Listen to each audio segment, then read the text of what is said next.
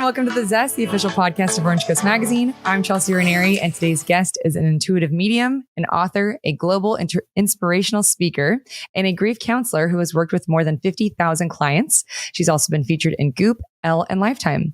Thank you so much for being here today, Susan Grau. Thank you so much for having me. Of course, I am so excited. I find mediums to be absolutely incredible, and I think you guys do amazing work. And also, side note, I actually interviewed one of your clients, Angela O'Brien. She had mentioned that she was working with a medium, and then I saw her review on your website, and I was like, "Oh my God, small girl, person." Yeah, Angela. She's a really good friend, actually. And it started out that I did readings for her family, and then I met her, and I ended up sponsoring or being an ambassador for Cleobella. Wow, that's amazing! I love Cleobella; it's the best clothes. Me too. Oh, me too. So to start off, can you explain what an intuitive medium is?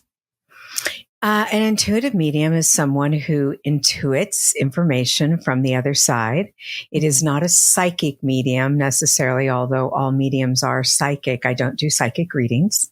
Mm-hmm. I feel our free will is very involved in that, in our choices. So I do intuitive readings, which is just a life path journey, a soul path journey, which is very different. And then, of course, intuiting people from the other side, our loved ones. And so is a psychic medium probably what we more so see in movies and stuff like that? Well, actually, most mediums call themselves psychic mediums. I just did not feel like it fit for me. Intuitive does. I go with my intuition, and that's how I work with people. So I felt that was more... It meant more, it was what I was. It just felt that way to me. Yeah. Yeah, totally. Okay. So when you were 4 years old, you had a near-death experience. Do you mind sharing what happened? I was playing fort with some boys, and they were a little bit older than me. And they said if I wanted to continue playing fort, I needed to get popsicles. And I decided to climb up in the freezer in the garage. I don't remember if the garage door was open or not, to be honest. They may have opened it. We weren't allowed to play in there, and we weren't allowed to be in the freezer. And I climbed up inside, and it was unplugged. And so as I was realizing that we weren't going to have popsicles, they closed the freezer door, they closed the garage door, and they went out to play and then went home. Oh my God. That's terrifying. It was. You know, it's weird because you disconnect from trauma like that.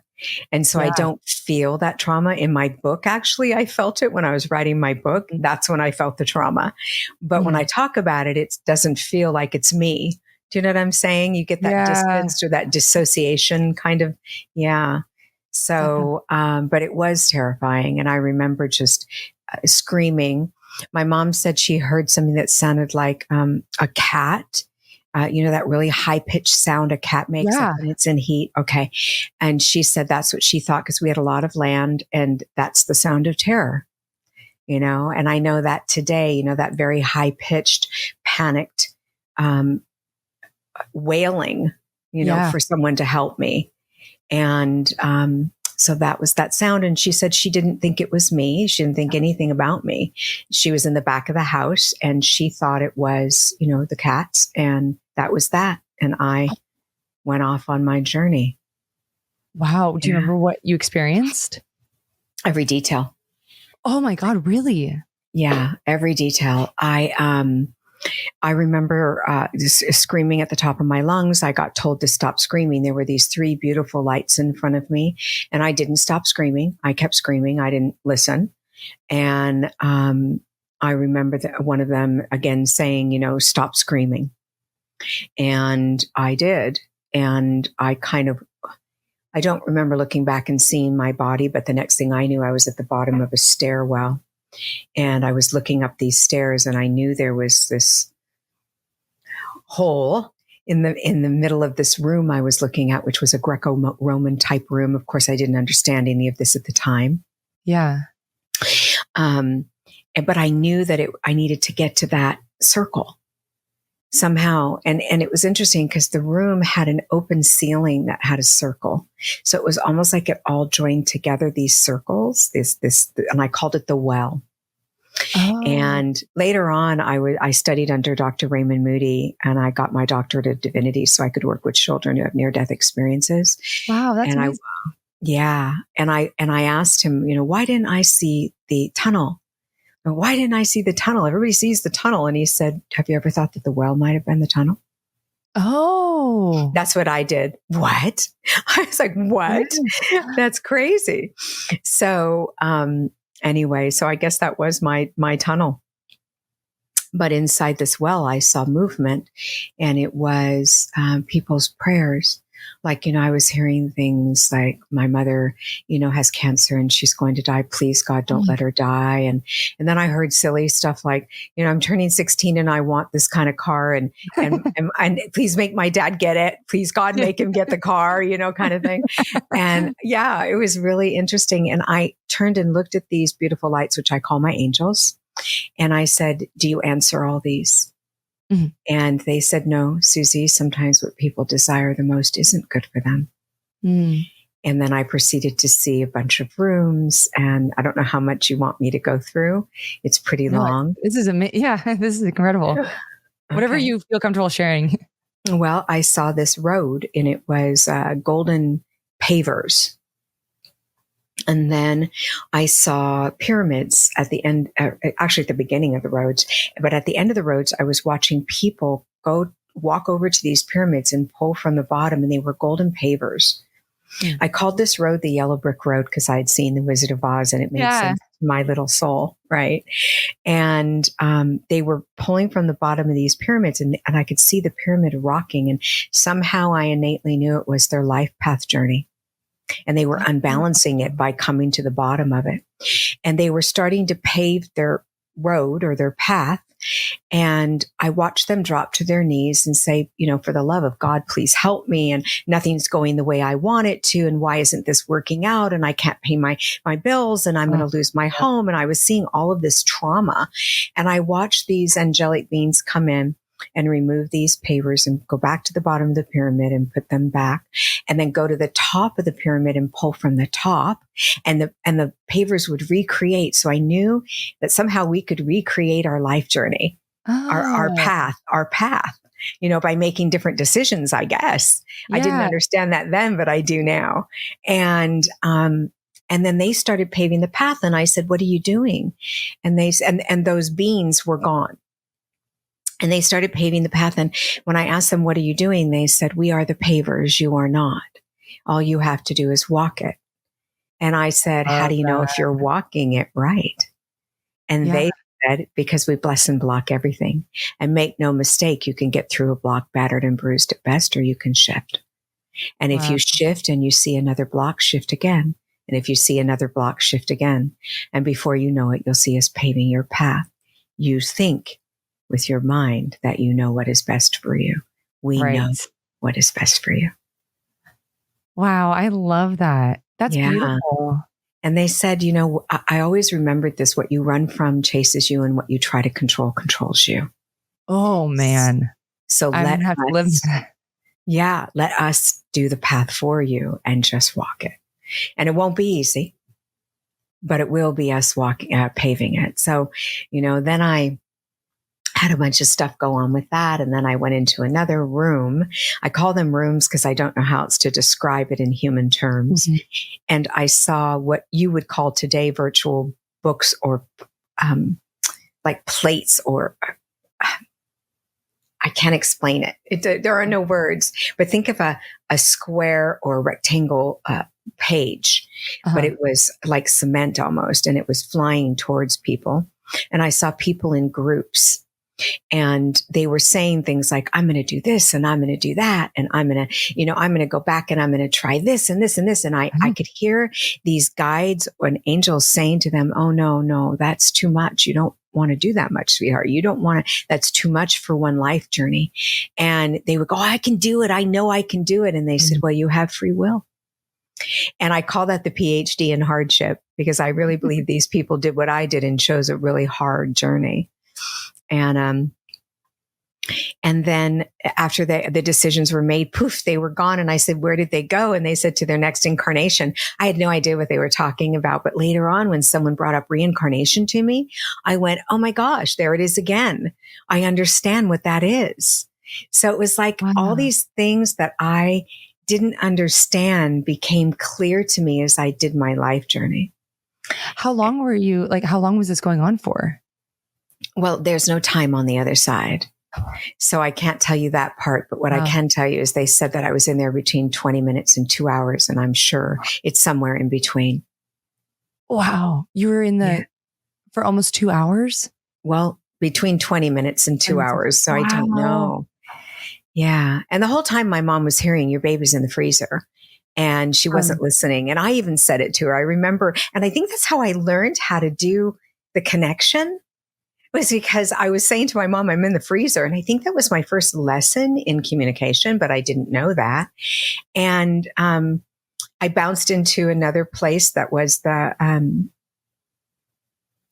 it was the room of companions, which was our animals. The first room I was in, they told me was the room of, the first room I was in, they told me was the room of heart's desires. I just thought that you needed to, that's such an amazing information that I kind of left out. That last room was the room of companions, and I could see our animals, our soul animals, and they were all young and playing and romping, and they were going out into this field. So I decided I'm going to go out into this field. Yeah. And I ended up in this beautiful field where they had those dandelions that you blow on and make wishes, and daisies. Yeah. Beautiful, bright yellow daisies. No daisy here would compare to the daisies. None. Wow. And no color would compare to the color. The flowers and the colors and everything vibrates. Even the blades of grass vibrate. They pulsate. It's like, whew, whew. I don't know how else to describe it, like pulsing. Yeah. And then I had another experience that I usually just keep to myself. It was quite intensive. Yeah. It always makes me cry. But I felt this immense love, and it was the kind of love that you feel whole and complete and worthy and perfect, and everything. You are everything. And yet you are nothing, but you are everything. And then I looked to my right, and I watched this angel come out of this cobblestone, which is so strange. I look back now, cobblestone little house. And I think they try to give us what we understand, so it almost looked like a cartoon, but not, because of the bright colors. I mean, it's that kind of look. And she was floating towards me, and all I could think of was, I want to float. Can I float? I want to float. And I probably was floating, but I didn't know it. I wasn't aware of the fact that I was floating. And then she said, it's time to go. And I ended up by this river, and she talked to me about how we come through water. And it's so weird to me today because, of course, we come into the womb, which makes sense for water. But then I learned about the clairs, and just recently, only maybe 5 or 6 years ago, I can't tell you exactly, but I was reading about the clairs because I teach, and I always want to know everything. I'm very much about learning and doing it right. And clair means clear, but clair, like clairvoyance, clear seeing. Yeah. But clair also means water in French. Yeah. And I went, again, there's that aha moment of what, and that happened to me not that long ago. So as I go through my journey, I get more and more information, and everything makes more and more sense to me of what I experienced. Yeah. They told me I was going to have a very difficult life, and I was going to use that to help others heal. And I trusted that. I didn't want to have a difficult life, but I didn't really understand what they meant. Now I do. I have a lot of trauma. I have 2 brothers and a mother that committed suicide. And, a lot of things happened to me as a child that were quite intensive. And I just, I recognize that was my journey to help others. I get a lot of clients who are, suicidal. And I just want to say, I do use the maybe not politically correct way of saying committed suicide, because committed something is not a crime, even though that can be one definition. I commit to my marriage. I commit to my children. I commit to my animals. I really believe in honoring how the person that has experienced it labels it, not what's politically correct, like unalived themselves. I don't relate to that. And so for me, I'm very comfortable with anyone that approaches me saying, I understand that your family had suicides and they committed suicide, or however they need to say it. So I just want to say that I do honor other people and I follow their lead, but that's how I say it. That's how I say it. A commitment to something just simply means that they're going to follow through. Yeah, that's very interesting. Yeah. So what was it like? What was it like the first time that you had a spirit? Do you say visited you, came to you? Oh, when I came back from that experience, my mother ended up finding me and she said I was ashen and gray so anyway, and when I got well, when I had rested and I came back from that experience, I woke up and I looked around and there were spirits everywhere. Oh, what? And oh yeah, scared me to death. I thought they were the boogeymen, and not just one boogeyman. I thought they were the boogeymen. And what does it look like? What do they look like? They look like humans to me in some weird way, kind of like you would picture the boogeyman, like a 3D dimensional, but yet hologramish. I don't know if hologramish is a word, like but hologram like. Like what? Kind of like a shadow, like when you're sleeping. No, think of a hologram, how it's like, and you can look through it. Yeah, kind of like that. And I could hear them, but it was like mumbling. I didn't understand what they were saying at the time. And they were everywhere. They were looking in my window. I could see what I thought were eyes. But, today I understand it differently. Again, as we understand it is how they show themselves. Oh. So how we recognize things. And I was 4.5. So if they didn't show me some kind of humanistic form, I wouldn't have known what it was. I wouldn't have understood it was, a spirit. Because even though I saw spirits there, they felt very real to me, like a human would feel almost, but it was like a hologram. So see-through, but real. How did you first start communicating with them? Like a ghost. I don't know how that might explain it. Like a ghost kind of. Yeah. Like I think a Casper the Ghost, but without the sheet, Okay, yeah. Like you saw, if you watch the movie Ghost. Oh yeah. Very similar to that feeling, like they're real, they're them. Yeah. Yeah. It's That's kind incredible. of a trip, but I didn't know who they were because I didn't have anyone die. Do you have an experience that you can share that was really meaningful where you were able to connect someone with someone who had passed? Oh, I have so many. I think my most recent one was the one that probably had one of the most profound effects on me than any reading I've done. And it was a mother who lost her little girl. She had fallen out a window. And she came to me and I shared, she had a darling little name. And so I shared, what I was getting, which was her name and some other information. And I was giving her a lot, and she knew her daughter was there, but we have to be convinced, right? Mm-hmm. And I understand that. So I'm always asking the spirit world, give me absolute verifiable information, undeniable information. And they do. And I'm grateful for that. So I'm an evidential medium, which is where I need evidence. Mm-hmm. And she was getting ready to leave because our time was over. And I heard this song in my head.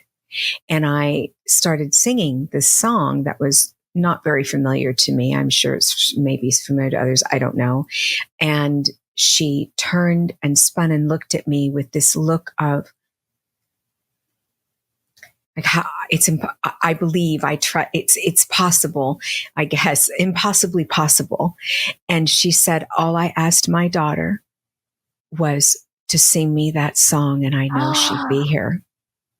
Yeah. Oh my gosh. So then I went back and looked at the times that music is very big in my world. And so I went back and looked at the times that had happened. And one time I had been sitting there and I was singing a song from let's just say Edelweiss from The Sound of Music, because that makes it simplified. And I was singing this song from a musical, and they said, oh my God, that's the song we used at her celebration of life. And that she used to sing that to us all the time. And she was in that musical. And, it's like you go, what?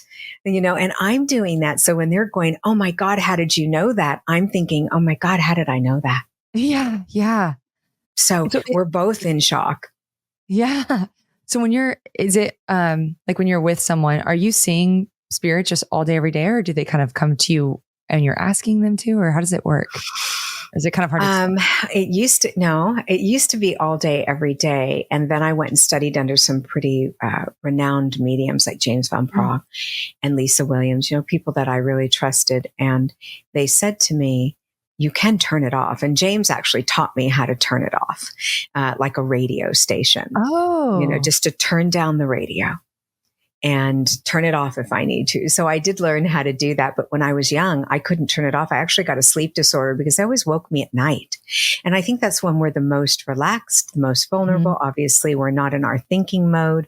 We're in our feeling mode and we're sleeping, or we're going to that place of drifting off. And so they would wake me though and say, I just died and I'm so-and-so's brother's best friend and you don't know me, but you're going to hear about me that I died. And they think I did it and I didn't. It was an accident. And I would go, okay. And I didn't know what to do with that. And then I'd hear so-and-so's brother's best friend died the next day. And so I would, yeah. And so that was kind of my life journey. It still is. It still is. Because I set boundaries with them. And that's what I didn't know, is that we can actually set boundaries. Yeah. And now I know that. Yeah. Are you able to connect with your personal family members and friends who have passed? That's harder. Oh, I have to be honest with you. I think grief is a very dark, deep, heavy energy, like anger and hate. They're very, dark, except for, of course, grief. Grief is different than anger and hate. But it makes it very hard for the spirit world to connect into us and to reach us at that vibrational energy. So if you want to talk to your loved ones, you have to raise your vibration. And that just simply means that, and who wants to listen to music and dance and laugh and meet with people when they're in darkness and grief? Oh, I see. But if they do those things, it can raise the vibration. And once they raise the vibration, they're able to meet with them. So when I was in my deepest grief over the suicides, I obviously wasn't able to connect in the way I can for someone else. My mother did try to come to me, but I have to be honest, she died from complications of attempted suicide. And I just wasn't ready. So I would go, no. I couldn't handle it. Not yet. After losing my brothers and two other people that I love very dearly that way. I'm sorry. Thank you. It made me a better person. It did. I wouldn't want to go through it again, but it made me more honest and more loving and more compassionate. And I can help people that are in that place because I've been through it. I have the experience. So it actually added to my life in some way. And you mentioned before that you work with children who have had near-death experiences. How did you get into that? Mothers who would call me and say, I know you had a near-death experience as a child, because, obviously I talked about it, and they would call me and say, my child says they see things after they had this experience, and can you talk to them? And so I would, and I didn't have the background, although I am a counselor in grief and addiction. I didn't have the background I wanted. And that's why I studied under someone who studies near-death experience in all ages, which is Raymond Moody. He's the expert. He is the man for me. And so, I studied under him so that I could actually really step into the energy for these parents, because it's pretty serious when you see something standing at the end of your bed and say your experience with death was someone who harmed you. And then you see someone standing at the end of the bed and you think it's them and you're in terror. Yeah. And so I wanted to be able to understand the process they were going through, because everyone processes things differently. It's kind of like if we both have the same mother and we lose her, you're going to have a different relationship with her than I am. So your grief is going to be singular and yours alone. Even though we're both grieving, yours is yours and mine is mine. It's the same thing with a near-death experience. Interesting. And my mind goes to, and I'm curious if other people listening, if their mind's going there too, like because I've had experiences where I'm sleeping, but it seems like I'm awake and I see a person in my room. That's just, how do you know the difference between actually of Yeah. spirit and it's a I dream. think asking is really important. So, Oh, trust. So I have these 3 A's I teach. It's awareness, acceptance, and action. Awareness, becoming aware that something's changed in your room. Maybe your hair is standing on end. Maybe you see something and you don't know what it is. There's the awareness. And they become aware that you're aware. oh, And so they're going, wow, she's aware right now. And then acceptance. I accept that something's in my room. Just accept it. And they say, she's accepting I'm here or someone's here. And then that trust, I trust that they're in the room. I'm going to allow it. I'm not going to go to fear base. I'm going just to trust it and allow it. And they say she's trusting it. So now, even if it's not me, I know she's going to do that. So I'm going to come all the time that way. So it doesn't matter if you're right the first time or not, because then you've taught them you're going to listen that way. So now you're going to be right? Because they're going to keep coming.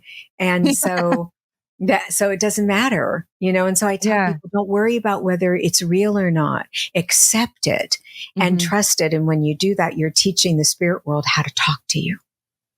Wow, that's incredible. I'm like kind of scared to do that, but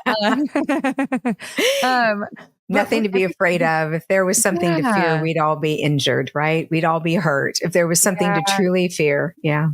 That's so true. Okay. So knowing what you know about the afterlife, is there something that you can share? Maybe if there's someone listening that's grieving that might provide them some comfort? Well, there's a lot of things, but I want people to understand that there is no fixing this, that grief is in charge. And it decides when it's going to move through you. So you might be in a grocery store and looking at a can of beans and you burst into tears and you don't know why. You're grieving. That's why. So you need to give yourself grace and understand that it's kind of in the corner doing push-ups, waiting for you to be vulnerable. It is. And, I say that not to frighten anyone, but to let them feel what they feel. Don't measure your grief. We cannot measure love any more than we can measure grief on ourselves or anyone else. This world needs to stop measuring things of love and grief, especially. We say, oh, you don't love them as much as me. How do you know? How do you measure my grief or my love? So, we have to allow people to be where they are, and we have to allow ourselves to be where we are. I call it carrying a grace card, giving ourselves grace at all times when we're in grief. Because what people say to me is, I don't know what's wrong with me. And I say, but you do. You're grieving. Give yourself grace right now. If you're angry, give yourself grace. If you're in agony, give yourself grace. If you burst into tears in a place that we're supposed to be having happiness and joy, like maybe Christmas, give yourself grace. And when you do that and stop judging it and measuring it, you allow yourself to walk through it. Remember what they said, what you run from chases you, and what you try to control controls you. So let go and allow it. When you move into something, you can heal it. It's when you're running from it that you're not able to heal. So, and people, especially when they lose their children, do not feel they will ever heal, and they may not, but they will learn their new normal, and they will learn to go through life in this journey with that new normal. They may never completely heal it, and that's okay too. Yeah. People say, oh, give yourself time, you'll heal. That's not a fair statement. Maybe you won't, but you will survive it if you choose survival. I just had a client a couple days ago who wife committed suicide, and that's how he states it. So I'm going to state it the way he does and honor him. And I say that, so it's so important to me to say that again. Yeah. We've had enough judgment when we have suicide. We already feel judged. We don't need to be judged by how we say it. We don't need any more. We've already suffered the loss and judgment. We judge ourselves for it when we have someone who does that. We say, what did I do wrong? So anyway, he was struggling with this feeling like he wanted to be with her. And he's been coming to me for a couple of years. And so I said to him, let's decide right now. And he kind of looked at me weird. And I said, do you want to live? Do you want to have children? Do you want to know what it's like to smell the roses? Do you want to taste food? Do you want to hug your family? Do you want to live? And he sat there for a minute and he got tears in his eyes and he said, I want to live. And I said, then behave accordingly. Stop telling yourself that you want to die when you truly want to live. If the answer is, I want to die, give it some time. Because you'll find that when you really look at the fact that you might have a son who committed suicide, but you have a daughter standing in front of you that wants to be held by you. You know, you got to think about those things, but we don't, because we're so deep in our grief. Wow, that's really impactful. Well, you recently published a book called Infinite Life, Infinite Lessons. You want to see it? Yes, I would love to. I glue it to my face when I'm on podcasts. I was saying, isn't it gorgeous? It's so beautiful.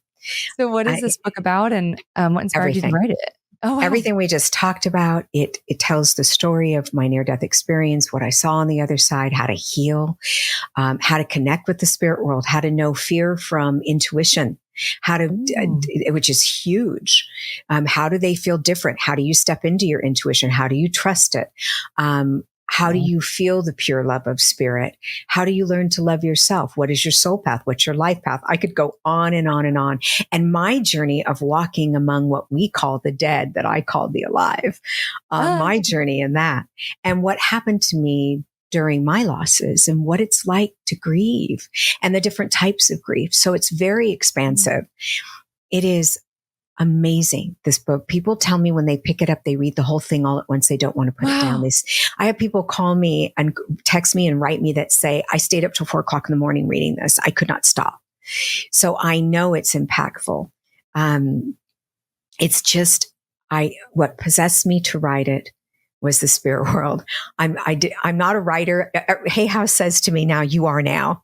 Yeah. But I wasn't. I was I help people heal. And I kept hearing, you need to write a book, but not yet. You need to write a book, but not yet. And then one day I heard it's time.